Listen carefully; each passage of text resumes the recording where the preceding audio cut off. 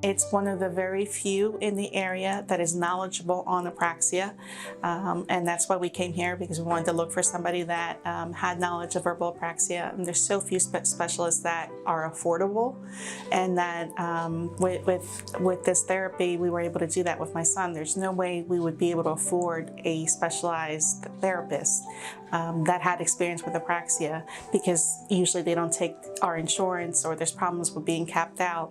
With Salus, you don't have to worry about that, so it's very affordable for families, and it's just excellent therapy for families. We like the model that it's students learning, because I feel that in some shape, way or form, we're kind of helping speech therapy. We're kind of both learning along the way, and it works. You know, and we've seen a lot of progress with both my kids, especially with Benjamin, because he's so little. I get to see new clinicians grow in their skills, and I see clients improve in their communication skills, and it's very rewarding to use my knowledge to pass on to the next generation.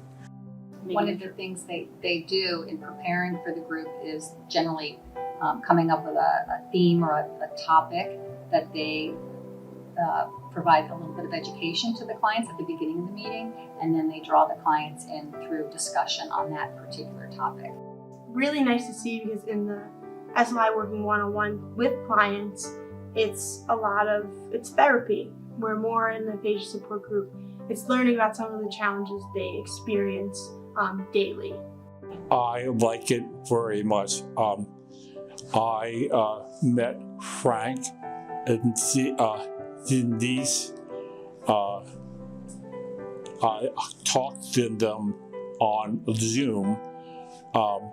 Have an opportunity to meet in person.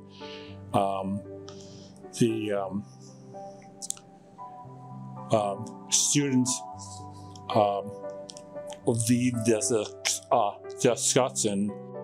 It's just so nice to be in a room with a group of people who get your frustrations, your disappointments, your accomplishments, they cheer along with you when you do well, and they'll pat you on the back when some things aren't going so well.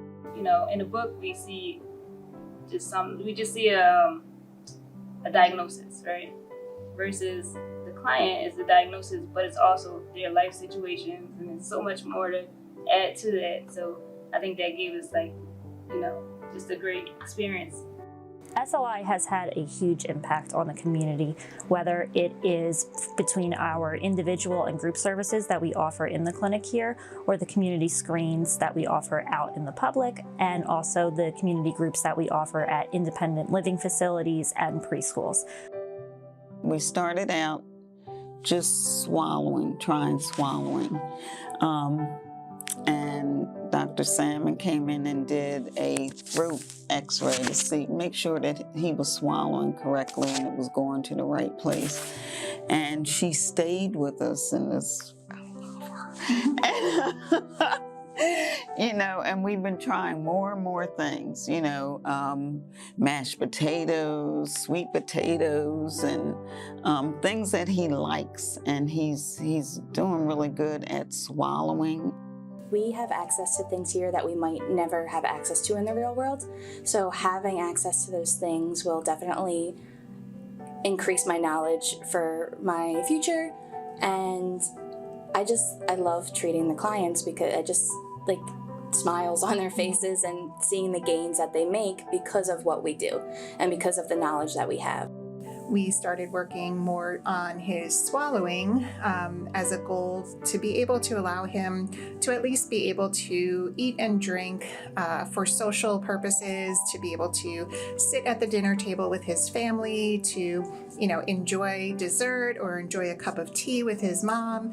We're able to do some of those more advanced swallowing assessments here in the SLI with our endoscopy equipment, so we don't have to necessarily send someone out to a hospital to have a test done. We're able to do that here and use that information immediately in our therapy sessions.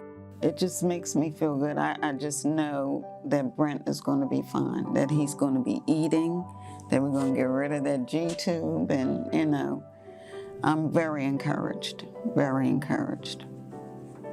Right, Brent? He said yes. Our graduate students had an assignment in class where they had to talk to their cohort colleagues about a client they were seeing in the SLI and the evidence-based treatment they were using with that client and the outcome. Those stories just made me realize that all of these small moments that happen here are really life-changing for our clients, and I'm just really thankful and thrilled to be a part of it, but it also motivates me to want to offer more services and do more for the community. The clinic was built really to provide that educational experience, that hands-on clinical exposure Salus is known for as part of their graduate program. What we found was that SLI really began to fill the need in the community for a provider that wasn't charging insurances or families out of pocket for services. Speech pathology services sometimes are capitated or capped and become very expensive for patients, clients, and students seeking communication and swallowing services. Donations go right into the funding for the clinic. They make sure that the clinic continues to provide not only cutting-edge graduate education, but services that our community really benefits from.